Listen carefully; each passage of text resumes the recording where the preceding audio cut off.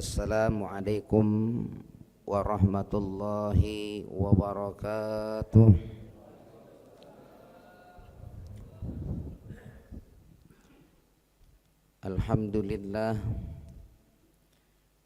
Alhamdulillahilladzi syahida biwujudihi jami'al kainat subhanahu wa ta'ala al-malikul alam al-qadimul baqi al-qaimu bidhatihi al-qadiru alal ijadi wal a'dam alladzi syaraha sudurana lil islam wa syarrafana bi an ja'alana min ummati khairil anam.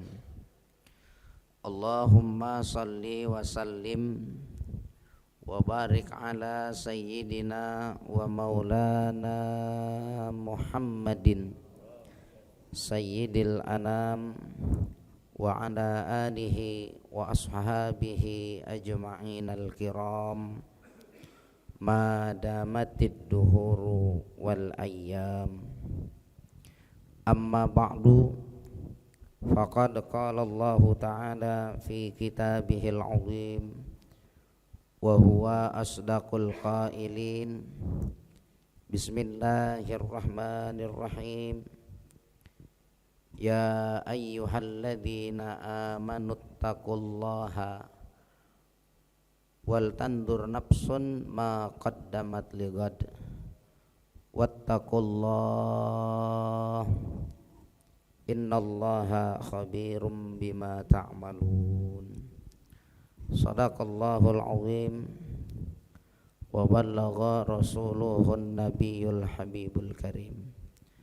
Hadratul muhtaramin wal muhtaramat yang saya hormati dan saya muliakan, para alimil ulama, para kiai, para asatidzah, para guru-guru, para tokoh sesepuh masyarakat, terkhusus tuan imam kita yang baru saja memimpin salat subuh kita, dan juga ketua masjid Jami' Al-Muttaqin, segenap pengurus yang lainnya, hadirin wal hadirat, bapak-bapak, ibu-ibu, serta kawan-kawan saya semuanya yang insyaallah senantiasa dalam limpahan rahmat dan keberkahan yang banyak dari Allah Ta'ala.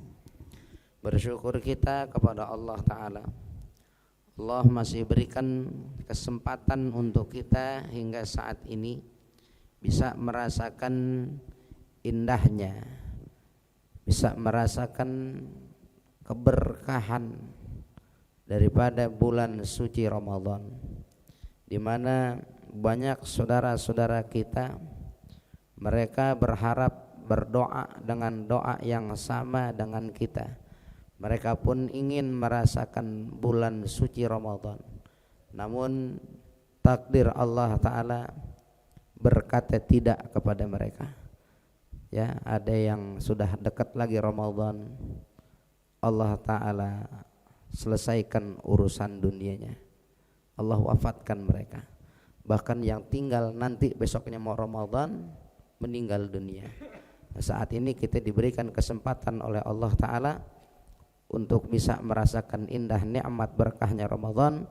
Oleh sebab itu bersyukurlah kita kepada Allah Ta'ala, dan jangan kita sia-siakan kesempatan emas ini. Jangan kita sia-siakan kesempatan yang besar ini.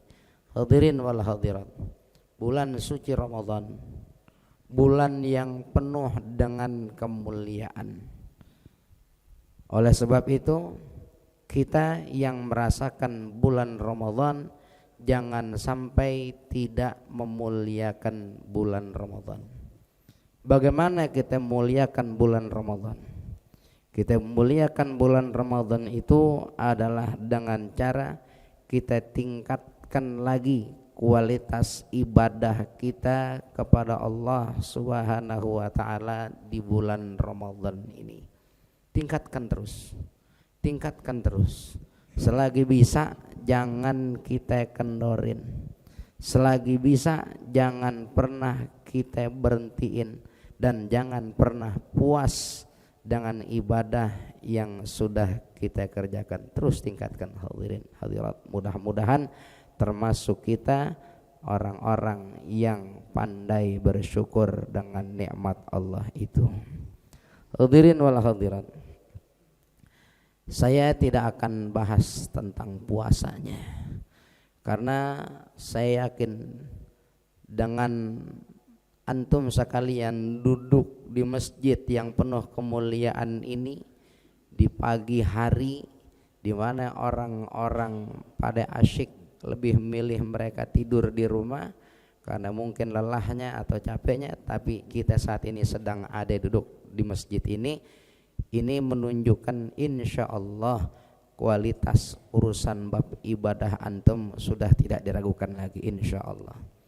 Tapi hadirin, yang namanya ibadah sebagaimana bentuk ketaatan kita kepada Allah itu bukan hanya sekedar ketaatan zahir kita, tapi juga nanti kita dituntut dalam urusan ketaatan batin kita.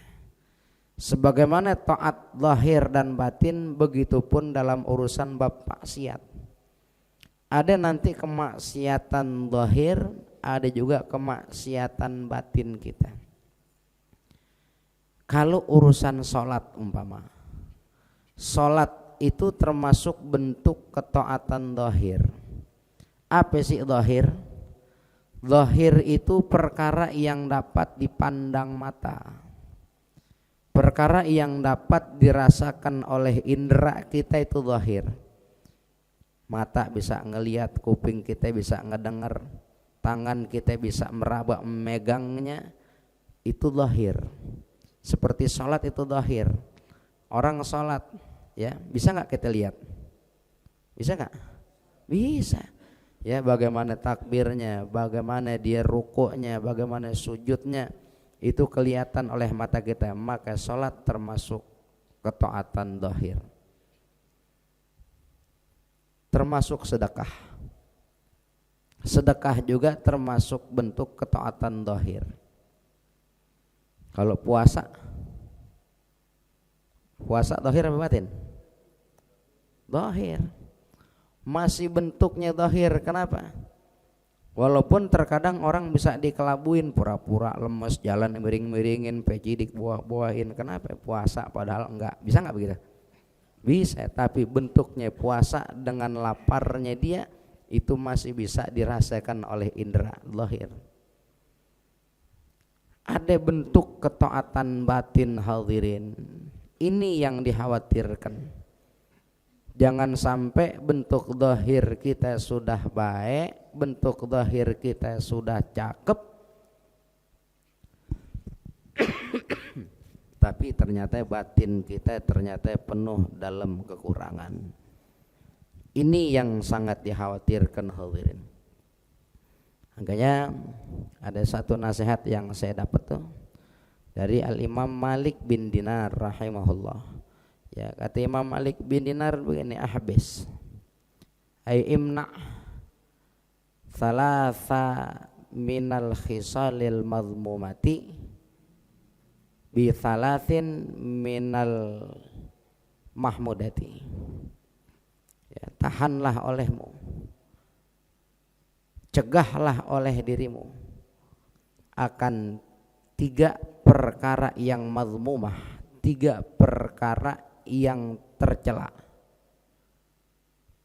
Bithalathin, dengan 3 perkara al-mahmudati, yang mulia, yang terpuji. 3 sifat tercela yang ada kemungkinan dalam diri kita, tahan-tahan jangan sampai keluar dari diri kita. Gimana caranya? Caranya nanti dengan 3 perkara yang terpuji. Gitu. Dikatakan yang pertama al-kibra bitawadu. Ya. Al-kibra, kibir. Apa kibir? Sombong hadirin. Nah, ini sombong ini termasuk bentuk daripada kemaksiatan batin. Ya, adanya dalam hati, nggak bisa dilihat mata, nggak bisa dipegang sama tangan, tapi adanya dalam hati. Kibir. Apa sih kibir? Sombong. Apa sombong? Kibir, begitu. Ya. Al-kibru, kibir itu dikatakan ru'yatun nafsi bi'ainil izzah wa ru'yatul ghairi bi'ainil haqarah. Kibir, sombong itu adalah memandang diri sendiri dengan pandangan mulia. Wa ru'yatul ghairi, dan memandang orang selain dirinya, orang lain, bi'ainil haqarah, dengan pandangan hina. Jadi kalau ada orang mandang dirinya sendiri itu dengan pandangan mulia, sedangkan dia pandang orang lain dengan pandangan hina, itu sombong. Contoh kasusnya banyak. Sedikit, umpama kita sedang dalam satu forum, atau seumpama kita sedang dalam pergaulan kita, tahu-tahu ada orang yang memberi masukan sama kita. Contoh nih, nanti contoh yang lain cari sendiri.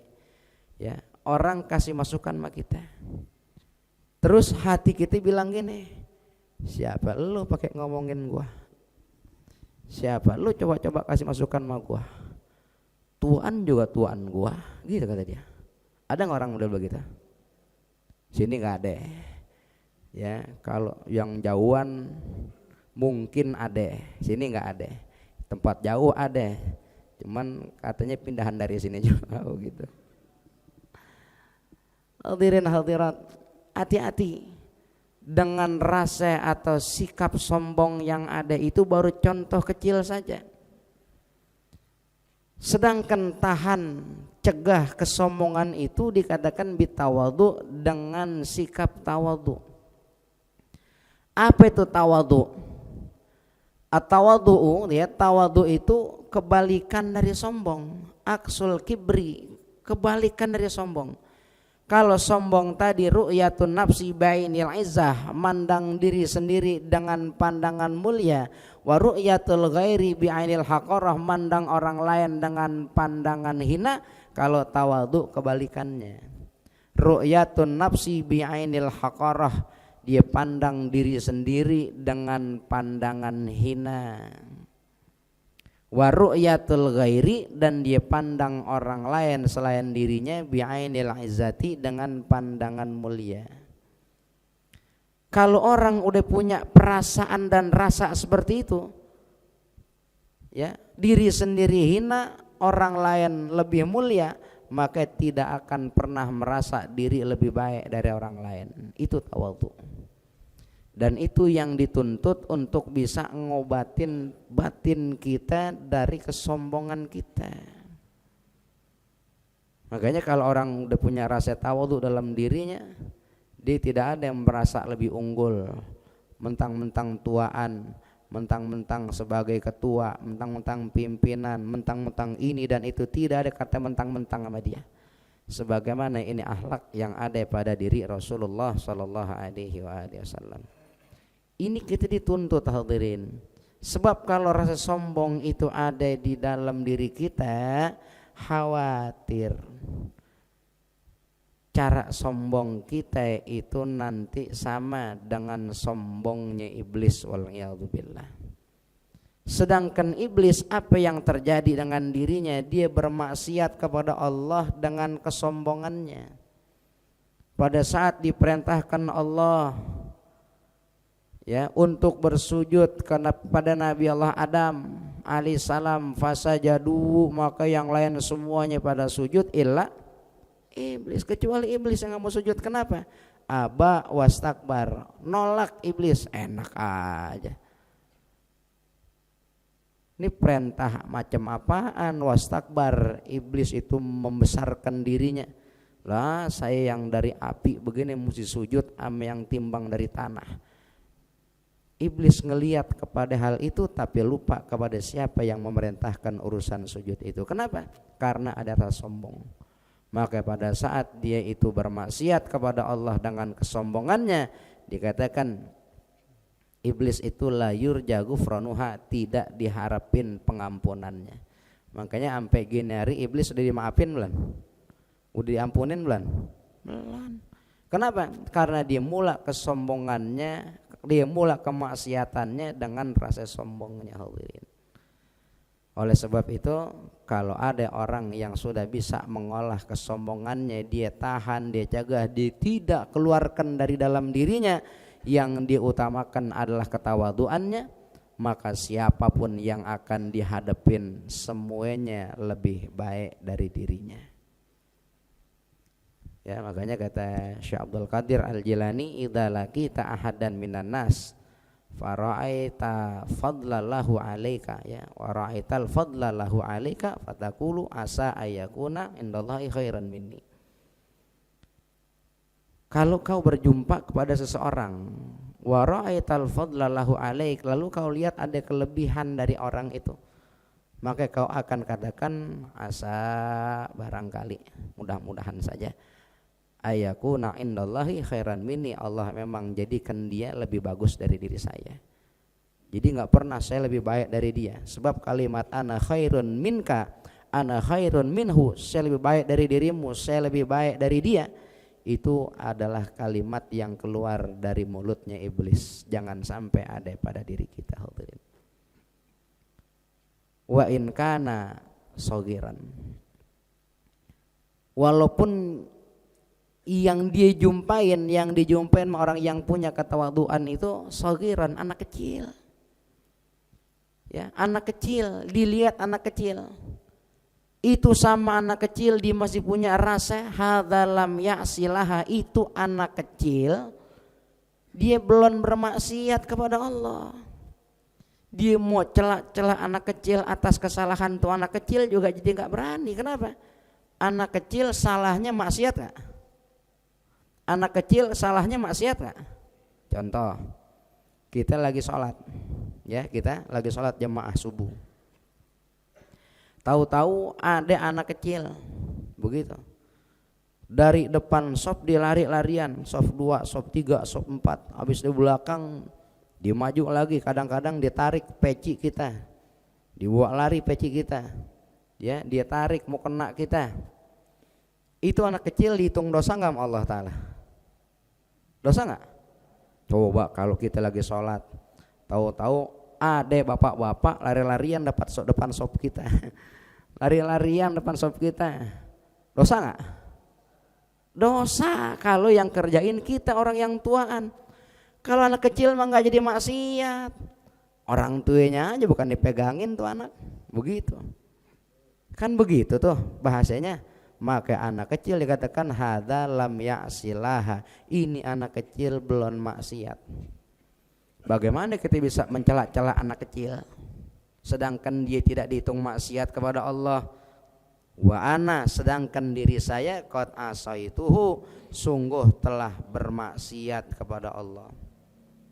Wala syaka, dan tidak ada keraguan lagi, hadirin hadirat, annahu khairun minni, bahwa itu anak kecil terlebih baik dari diri saya. Bayangin, itu anak kecil masih dia rasa anak kecil lebih baik, lebih bagus dari dirinya. Bagaimana bisa ngatain anak kecil sedangkan dia punya perasaan anak kecil itu lebih bagus dari dirinya. Wa in kana kabiran, sekalipun adalah yang dia lihat, yang dijumpain orang yang tuaan. Dilihat orang yang tuaan, terkadang di pandangan matanya ini orang tua bukan dalam keadaan yang lagi bagus. Ada engkong-engkong duduk depan rumahnya, timbang pakai kaos singlet, pakai kain sih, cuman kainnya sampai ke paha gitu tuh, diduduk aja tuh. Di kipas-kipasan, dibakar rokok depan rumahnya. Kita yang rajin ke masjid nih kadang-kadang komentar hati kita, udah tua nggak tahu diri, begitu. Kenapa? punya perasaan lebih bagus dari orang lain, dia lupa tuh yang lagi dikomentarin orang tua. Tapi kalau orang yang punya rasa tawadhu yang tinggi, dia tidak akan keluar dasar aki-aki, udah tua nggak akan keluar kalimat begitu. Apa yang bakal keluar dari lidahnya? Hadza, ini orang tua, qad abadallaha qabli, sungguh dia udah ibadah kepada Allah sebelum diri saya. Kok bisa?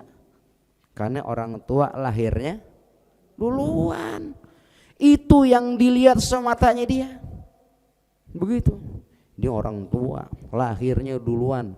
Sama saya kaceknya hampir 40 tahun. Sebelum saya lahir dia udah ibadah duluan sama Allah Ta'ala. Segitu memandang orang tuh. Kalau kita kadang-kadang susah, udah tua nggak tahu diri, tinggal mati besok masih aja begitu, gitu kita. Tapi kalau orang yang punya hati bagus, tawadhunya tinggi, itu orang tua yang dilihatnya ngaco, begitu omongannya. Dia lahirnya duluan dari saya, bisa jadi dia timbang lagi pakai singlet keluar ngadem doang sebentar. Nanti dia ke dalam lagi, dia pakai lagi baju kokonya, dirapin lagi kainnya, bisa jadi paling sedikit dia sholat dalam rumahnya 300 rakaat sehari. Bisa nggak begitu? Kenapa kita nggak pernah baik sangka sama orang? Kenapa kita jelek sangka mula sama orang? Karena ada perasaan di dalam diri kita, khairun minhu, lebih baik dari dia. Ini yang bahaya hadirin. Ya, dan juga dengan keadaan-keadaan yang lainnya. Kalau orang yang punya ketawadhuan tinggi dan tidak ada kesombongan di dalam dirinya, tidak pernah dia berburuk sangka sama orang lain. Wa in kana jahilan, walaupun yang dia temuin, yang dijumpain orang bodoh. Orang bodoh lagi maksiat, dikata gini, qad asallaha, sungguh dia telah bermaksiat kepada Allah, bijahlihi, dengan kebodohannya. Dia kata gitu. Dia mau maksiat sama Allah, emang orang bodoh. Nah kita qad asaitullah, kita bermaksiat kepada Allah bi'ilmin, dengan ilmu yang kita punya. Mending mana? Mending mana? Ya mending kagak maksiat. Mending kagak maksiat. Tapi kalau dicari-cari, kita lihat diri kita punya ilmu maksiat, dia bodoh maksiat, mana yang lebih orang maklumin? Dia mau maksiat mang preman, lalu ustadz maksiatan jelek jadinya. Tuh hadirin, masih ada pandangan-pandangan kayak gitu, nggak pernah ngeremehin orang, nggak pernah ngecilin orang. Oleh sebab itu, olah hati kita biar tidak ada rasa sombong dalam diri kita, biar jadi bagus urusan ibadah zahir kita. Lawan kesombongan dengan ketawadhuan. Berat memang, berat gitu ya. Yang kedua kata Imam Malik bin Dinar, imna, cegahlah olehmu al-hirsa, rasa rakusmu, rasa tamakmu, bil qanaati, dengan qanaah. Apa ya rasa tamak?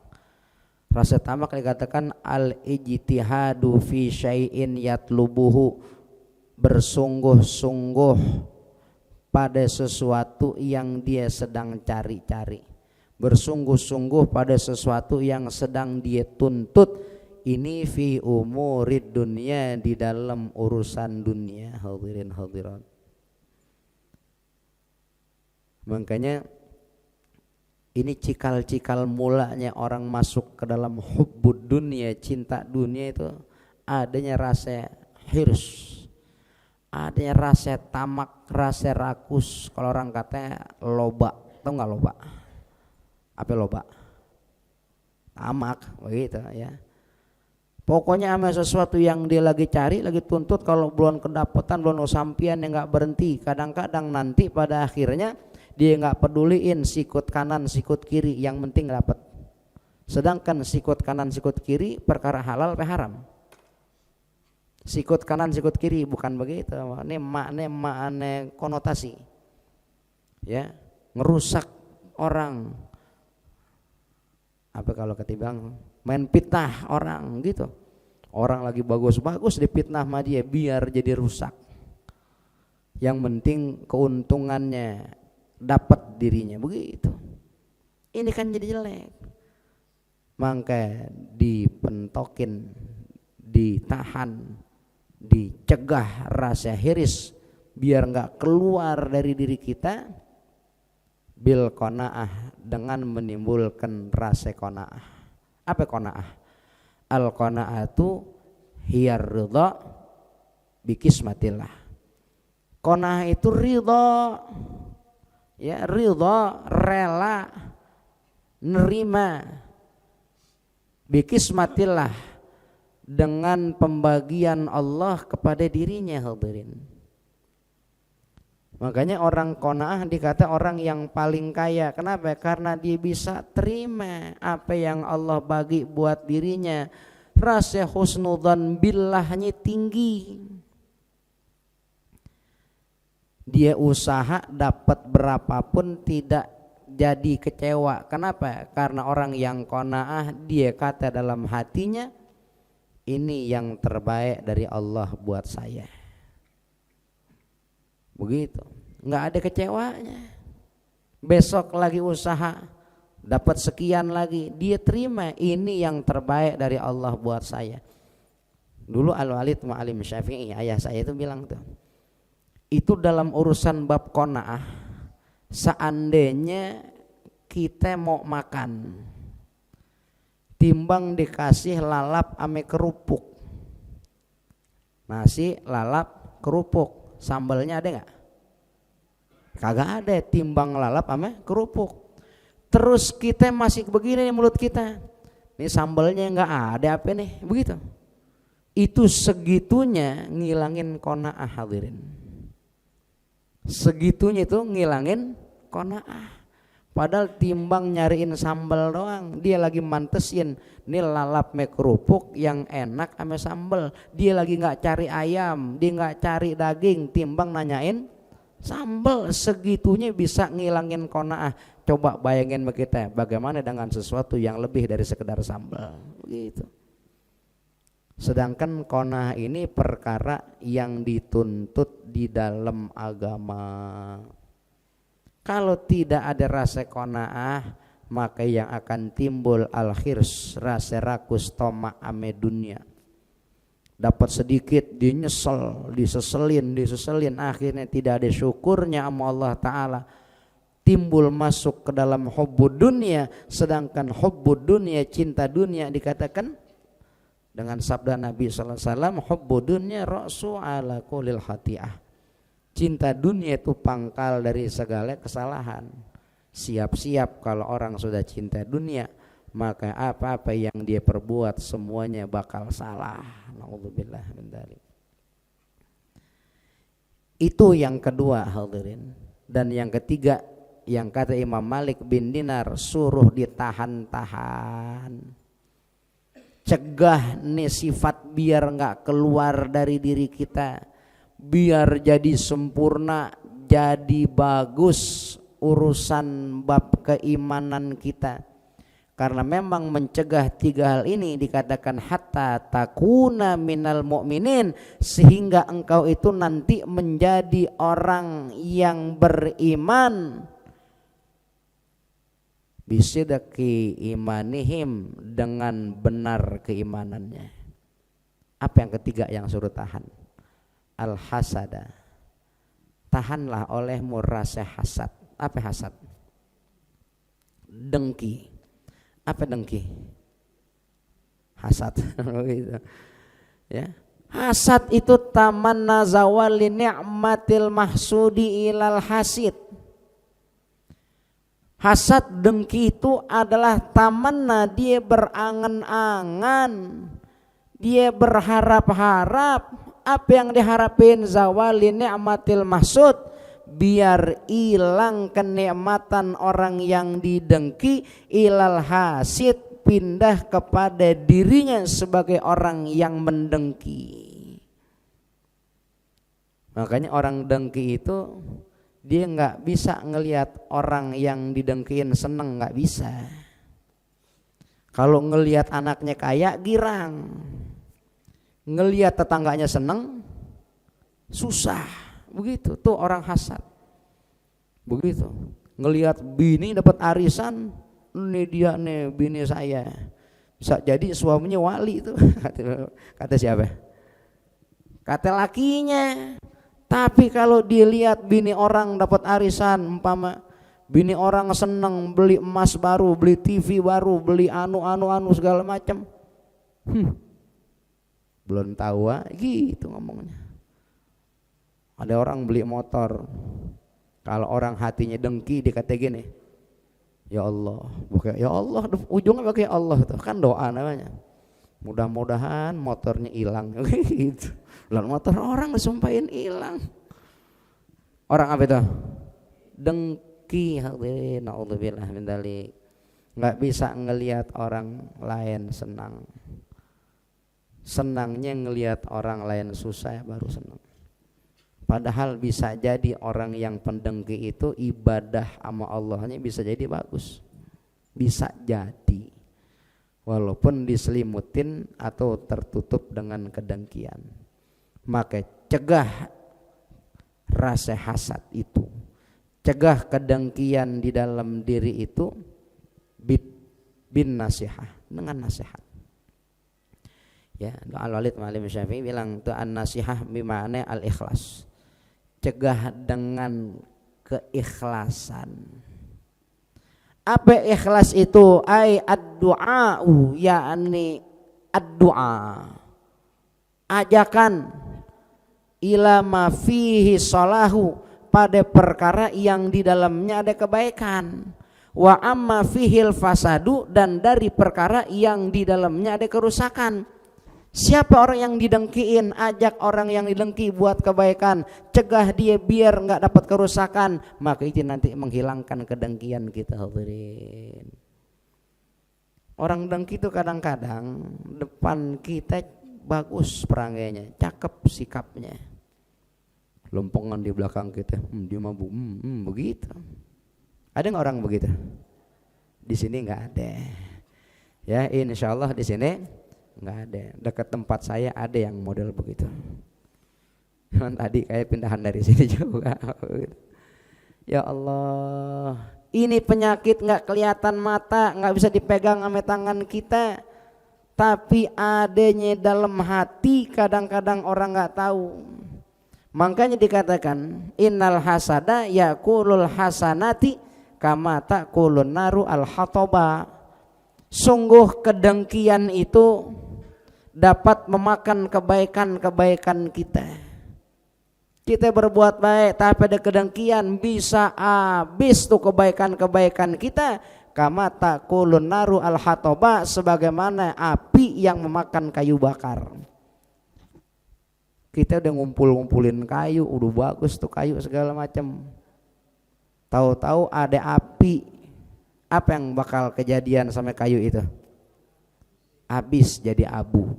Padahal tuh kayu udah kita serutin, tuh kayu udah kita ukirin, gara-gara api habis tuh kayu. Itu dengki kalau ada dalam diri seseorang, maka akan memakan kebaikan-kebaikan yang ada.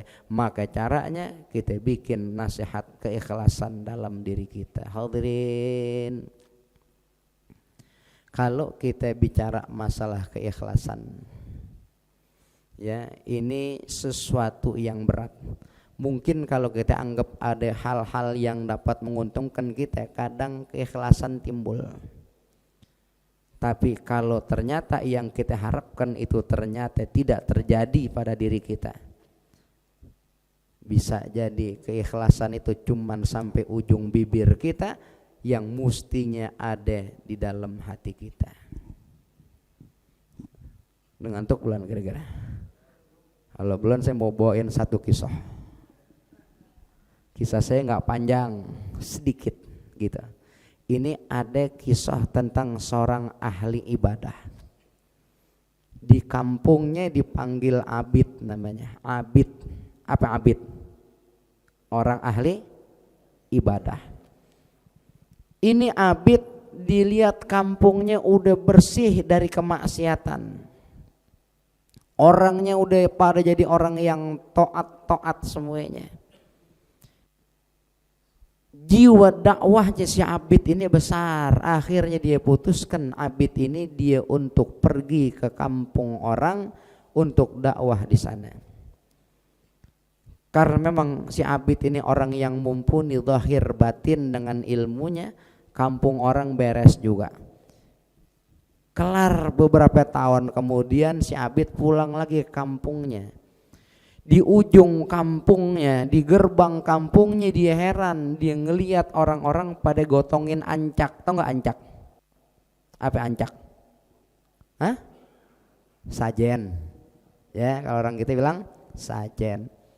Dibilang bawa kemana sajen? Dijawab oleh orang yang bawa, ini kita mau bawa ke pohon yang ada di ujung kampung. Buat lo sajen bawa pohon begitu. Buat apaan ya, nggak kita taruh aja sana. Ditaruh tuh ancak sajen di pohon. Si abid dengan keselnya dia ngelihat dulu orang kampung udah pada bagus, timbang 2 tahun saya tinggalin rusak lagi begini. Langsung dia lari ke rumahnya, dia mau ambil kampak yang dia punya. Kira-kira buat apa itu kampak? Dia mau tebang pohon itu yang bikin orang kampung jadi pada musyrik. Dia ambil tuh kampak di rumahnya, dia lari segera mau menuju pohon yang orang pada musyrik itu. Di tengah-tengah ada suara lirih yang panggil dia, abid mau kemana tong, buru-buru begitu. Dilihat, walah si engkong nih, kakek-kakek yang belum pernah dilihat. Maafin kek, saya buru-buru mau tebang pohon nih yang bikin rusak orang kampung. Itu kakek ngomong begini, mau ngapain sih lu, nggak usah deh, mendingan lu ibadah aja. Abid ahli ibadah aja, udah nggak usah mikirin orang. Jangan lu nabi aja nggak bisa kasih hidayah, yang kasih hidayah siapa? Allah. Nabi kan mengajak saja. Apalagi lu, kata tuh kakek. Ini abid heran bingung. Nih kakek bukan yang ngedukung, malahan kayak ngalang-ngalangin. Kakek siapa ya sebenarnya ngalang-ngalangin saya? Udah lu gak usah tahu dah, lu pulang aja ke rumah ibadah. Kakek siapa ya? Akhirnya dia ngomong, nih biar lu tahu, gua nih jin tua yang nungguin pohon itu, begitu. Kata itu kakek. Kira-kira dengar begitu si abid senang pe girang? Hah? Marah. Ternyata ini dia biang keroknya. Dia ambil tuh kampak di pinggangnya, dia jorokin tuh kakek tua jin itu, dia dudukin dadanya siap-siap mau dibacok. Tahu-tahu jin tua bilang begini, abid dulu, lo lepasin gua bakal janjiin lu saban-saban hari gua taruh di atas bantal tidur lo itu 5 keping uang dinar. Sebagiannya lo bisa ambil buat sendiri, sisanya lo sedekahin buat orang lain. Bagus gak? Depan rumah saban hari saya bakal taruh 5 karung gandum. Sebagian lo pakai buat sendiri, sisanya lo sedekain buat orang kampung. Artinya apa? Buat sendiri, nggak pakai bingung lagi urusan bab finansial. Buat nambahin pahala, sedekahnya dia bisa. Abid orang ahli ibadah tuh ame ibadah ame pahala senang. Apa kata abid? Bener nggak?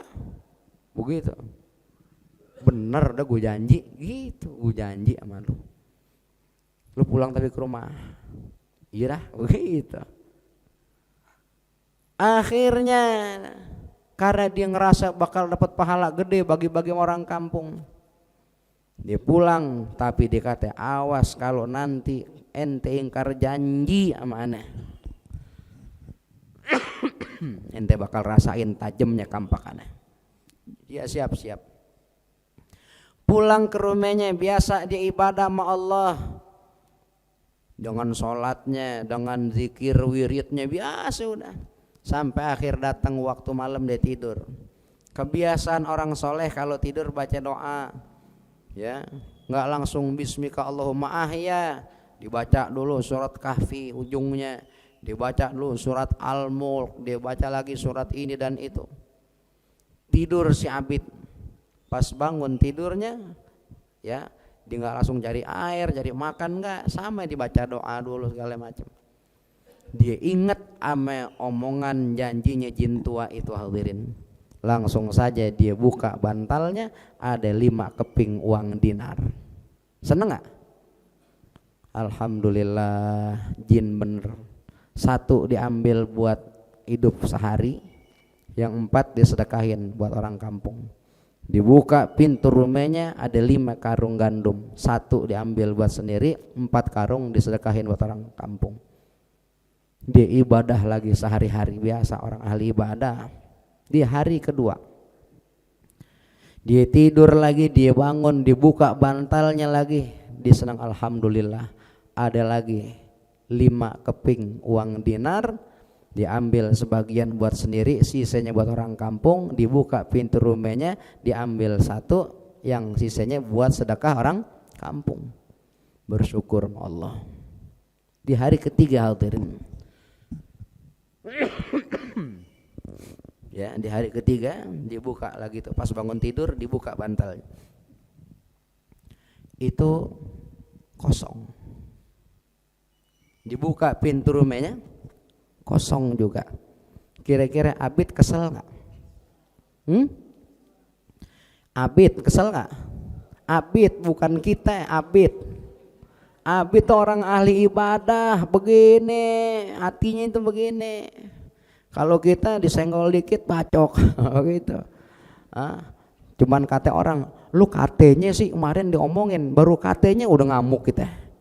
Kalau ahli ibadah enggak, husnudzonnya tinggi. Apa dia kata?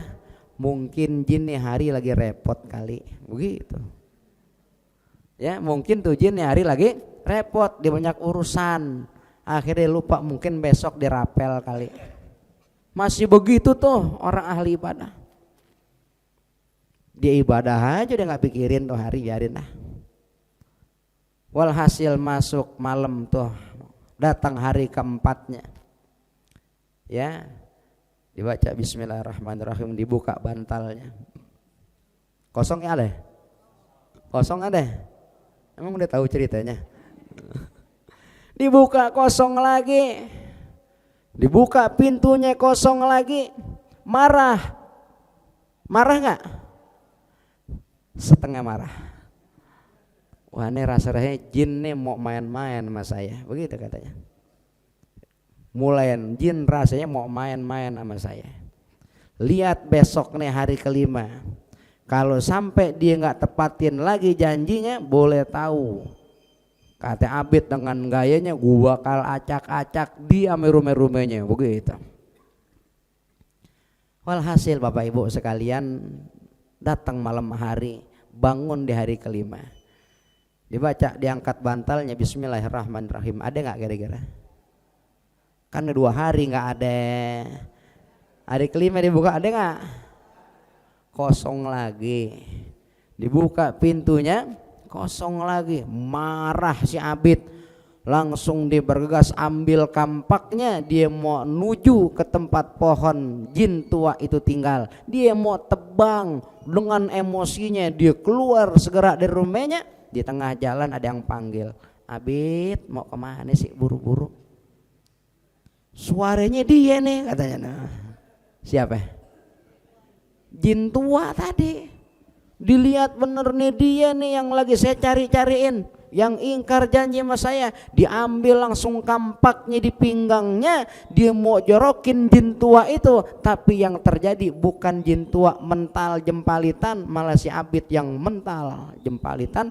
Terlepas kampak dari tangannya, maka didudukin dadanya si Abid sama jin tua itu. Diambil kampaknya sendiri, kampak si Abid diambil sama jin, mau dibacok. Kata jin, mau apa lo? Begitu. Dulu jin, dulu bentar. Tadi saya belum siap, begitu. Lalu yang jorokin belum siap. Yang jorokin si Abid. Belum siap bilangnya. Mau lo apa? Ulang. Baik, nih kampak lo. Dikasih lagi kampaknya sama jin tua. Ayo lo dari mana? Mulain. Depan, belakang, kiri, kanan. Begitu. Langsung Abid pasang kuda-kudanya, dia siap-siap mau bacok jin tua itu. Lagi-lagi pada saat dia mau dorong jin tua, yang mental bukan jinnya tapi Abidnya. Akhirnya hadirin, si Abid terpental lagi, jin tua duduk lagi di atas dadanya, diambil kampaknya. Siap-siap itu Abid mau dibacok sama jin tua itu. Si Abid merasa pasrah dengan kekuatannya, kok lemah kita jadi begini, jadi lemah. Akhirnya si Abid pun bertanya, jin tua dulu, saya mau nanya sama ente. Kenapa saya jadi gampang kalah sama kamu padahal saya dengan kekuatan saya yang penuh, sedangkan awal kali dulu saya ketemu kamu, saya dengan mudah mengalahkan dirimu. Apa kata jin tua? Dulu waktu kita awal kali ketemu, ente ngelihat orang kampung bawain ancak ke tempat aneh, ente marah. Ngelihat orang kampung pada musyrik, ente mau rubuhin rumah aneh. Itu ente kerjain karena ikhlas kepada Allah. Ikhlas dulu dia menyelamatin warga kampung. Maka dikatakan, man khalasat niyatuhu tamma aunullahi lahu. Siapa orang yang sempurna niatnya karena Allah, khalasat sempurna, ikhlas murni karena Allah, bukan karena yang lainnya, tamma aunullahi lahu, niscaya sempurna pula pertolongan Allah buat dirinya. Hadirin, kita punya hajat gak? Banyak gak? Jalankan dengan keikhlasan karena Allah, maka Allah bakal kasih pertolongan yang banyak buat kita seperti tingkat keikhlasan kita sama Allah. Tapi kalau udah bukan karena Allah, mana qasat niyatu, siapa yang kurang-kurang niatnya, maka segitu juga pertolongan Allah. Sekarang ente datang sama aneh, ente marah sama aneh, bukan lagi karena keikhlasan ente mau nyelamatin warga kampung dari kemusyrikan, melainkan ente marah sama aneh lantaran aneh nggak tepatin janji ente dalam urusan recehan. Dulu yang awal kali ente bisa ngerubuin aneh enteng karena Allah kasih pertolongan sama ente. Mohon maaf, buat ngelawan kekuatan Allah, jangankan saya, raja dari bangsa saya pun gak berani, gak punya kekuatan untuk melawan kekuatan Allah, apalagi saya timbang jin tua. Tapi kalau Allah Ta'ala tidak berikan pertolongan kepada dirimu, ente sih bukan apa-apa buat aneh. Kira-kira dari kisah yang dibawain bisa diambil hikmahnya gak? Bisa gak? Kalau belum bisa setengah jam lagi nih. Ya, mudah-mudahan ada manfaatnya. Jadikan ibadah kita semuanya ikhlas karena Allah.